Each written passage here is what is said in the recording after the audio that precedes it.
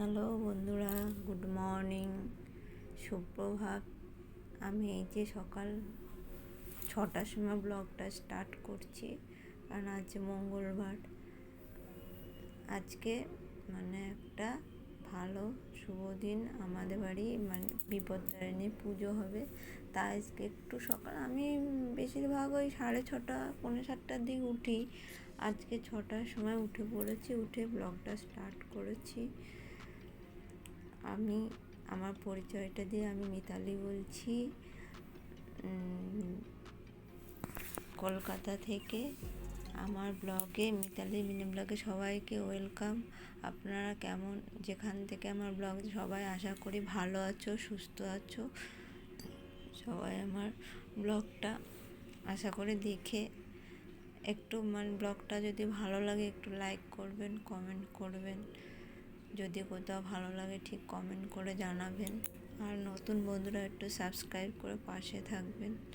আমি সকাল সকাল উঠে ঘর ঝাড় দিয়ে ঘরগুলো, ওপরের ঘরগুলো মুছে নিয়েছি, নিয়ে নিচে সমস্ত বাসি ঘাস ঘর দৌড় মুছে ঠাকুরের বাসন টাসন মেজে আমি অফ ক্যামেরায় সব সেরে নিয়েছি, কারণ ওপর নিচ ফোনে নিয়ে স্টিক নিয়ে করা খুবই মুশকিল হয়ে যায় সকালবেলায়। তাই আমি নিচে সাধারণত ফোন নিয়ে যাই না, নিচে অফ ক্যামেরায় সব সেরে নিই।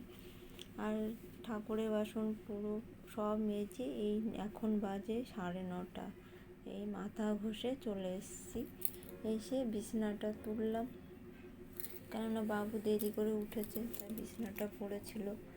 আজকে টিউশনি ছিল না সকালে, দেরি করে উঠেছে, তাই বিছানাটা তুলে আবার এই ঘরে আমরা তো ঘুমাই না, ঘরটায় বিছানা এরকমই থাকে, তবে একটু বসি ঠসি, চাদরটা গোছালো হয়ে যায়, তাই এই যে গুছিয়ে নিলাম। দিয়ে মাথাটা যে শ্যাম্পু করে এসেছি, কারণ আমি তো ঠাকুরের সব জোগাড় যন্ত্র, পুজো সব আমাকে করতে হয়, উপোস আমি থেকে করি। আমার শাশুড়ি এখন বয়স হয়ে গেছে, পারে না, তাই সকাল সকালে যে স্নান করে এবার আমি ঠাকুর ঘরে যাব। এখন আপাতত এই স্নান করে যে বজরংবলীর হনুমান চল্লিশা পড়ে সিঁদুর টিঁদুর পরে একটু যাব নিচে, সমস্ত ফল টল ধুয়ে, নাইটি পরেই ধুয়ে টুয়ে তারপরে শাড়ি পরে নেব। আপনারা কার কার বাড়ি এই আষাঢ় মাসে বিপত্তারিণী পুজো হয় আমাকে একটু কমেন্ট করে জানাবেন। প্রতি বছরই আমাদের হয় এই আষাঢ় মাসের প্রথম সপ্তাহে, রথের পরে প্রথম সপ্তাহে আমাদের বাড়ি পুজো করি। যেটুকু সামর্থ্য সেটুকুই করি, বেশি ধুমধাম করে করতে পারি না। আশেপাশে থেকে অনেকেই পুজো দিতে আসে। এই যে বাসন, আমি চান করার আগে বাসন টাসন মেজে গুছিয়ে রেখেছি সেটাই। আর এই যে একটু আলতা পরে নিচ্ছি।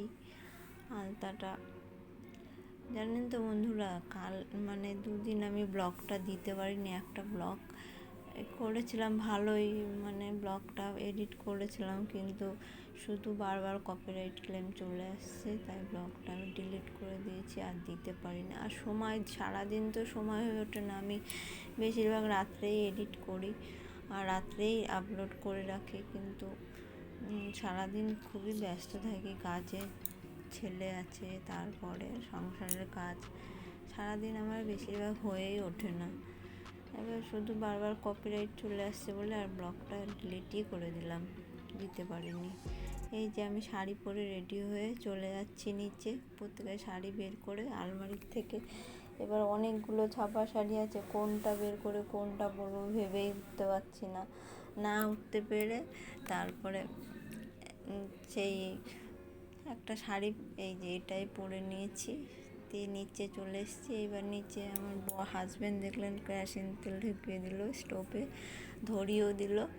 এবার আমি ধরিয়ে একটু দেখে নিল, আমি পরে ধরাবো, দেখে নিলাম স্টোভটা, ঠাকুরের ওটা স্টোভ তো তোলা থাকে, প্যাকিং করা থাকে, ওই কোনো পুজো আচড়াতে বের করি, তাছাড়া কোনো কিছু করা হয় না, ঠাকুরের জিনিস ঠাকুরের কাজেই করি। তাই স্টোভটা একটু ধরিয়ে, আমি বললাম আগে তুমি ধরিয়ে দেখাও ঠিক আছে কি না, তারপরে আমি ধরাবো। তাই যে আমি তো গ্যাস মানে সব আনাজ কেটে তারপরে আটা ময়দা মাখিয়ে তারপরে একটু লুচি করব, একটু মানে সব রকম ভাজা করব, আর একটু সুজি করব, আর একটু পিঠের মতন করব, মানে ছাঁকা পিঠের মতন। এটাই করব, কারণ আমরা পায়েস করি না এই পুজোতে। কারণ অন্য জিনিসটা আমাদের মানে এই পুজোতে আমরা অন্য জিনিসটা খাই না। অনেকে খায় শুনি, কিন্তু আমরা খাই না, তাই পায়েসটা করি না। পায়েসটা ছোঁয়াছানা, মানে অন্য পায়েস তো চাল দিয়েই হয়, অন্য জিনিসটা প্রসাদের সাথে ছোঁয়াছানা লেগে যাবে, ওর জন্য পায়েসটা করি না। যে লুচি ভাজা হয়ে গেছে, আমি তো গ্যাস মানে স্টোভ ধরিয়ে দিয়েই লুচি বেলে নিয়ে ভাজা হয়ে গেছে। এবার ওই ছাঁকা পিঠেগুলো করে নিচ্ছি, তারপরে সব রকম ওই তেলেই ভাজবো। মানে আমার একদম স্টেপ বাই স্টেপ সব করে নেবো। এই যে ভাজা লাল লাল পিঠেগুলো দেখুন কেমন ফুলেছে, ঠাকুরের পিঠে। বলে না, ঠাকুরের জিনিস ভালোই হয়, খারাপ হয় না। এই যে ভেজে নিয়েছি, আর এই যে সুজিটা করছি। সুজিতে আমি কিন্তু দুধ দিইনি, এমনি সিম্পলভাবেই করেছি, একটু কাজু কিশমিশ দিয়েছি। দিয়ে এই যে সব এবার এখন ঠাকুরের ফল কাটা হয়নি, এবার কেটে সব এবার এগুলো হয়ে গেছে রেডি। ঠাকুরমশাই পুজো করতে চলেও এসছে, আমার ফলও কাটা হয়ে গেছে। এবার অনেকটা দেরি হয়ে গেছে, এবারে এসে আমাকে তাড়া দিচ্ছে, তাড়াতাড়ি করো তাড়াতাড়ি করো। ঠাকুরমশাই তো আমাদের চেনা, ওর জন্য খালি গায়ে বসছে। আমার ভাগনা হয়, মানে ননদের ছেলে, ও পুজো আচরা ভালো করে, ওকেই ডেকে। ও আমাদের বাড়িতে প্রত্যেক পূর্ণিমায় পুজোয় সেই করে। আশা করি মানে অন্য অন্য ব্লগেও দেখে থাকতে পারেন। ওই আমাদের নারায়ণঝুলা আছে, তাই প্রতি মাসে পূর্ণিমা পুজো হয়, নারায়ণ পুজো, সেই করে প্রতি মাসে পুজো, মানে খুবই ভালো করে পুজো করছে। সব রেডি করে দিয়েছি, ও তা ঠাকুরটাকে সাজিয়ে নিয়ে, আমার হাজব্যান্ড কিছুটা সাজিয়ে দিয়ে গিয়ে আবার চলে গেছে, কাজে বেরিয়ে গেছে, কেননা ওর 12টা পর্যন্ত ছুটি নেওয়া ছিল, ও চলে গেছে। তারপরে ও বাকিটা করে দিয়ে তারপরে এই যে আরতি হচ্ছে, পুজো হয়ে আরতি হচ্ছে। আমার ননদরাও এসছে, নিজের ননদ না, মানে আমার মাসির মাসি শাশুড়ির মেয়েরা এসছে।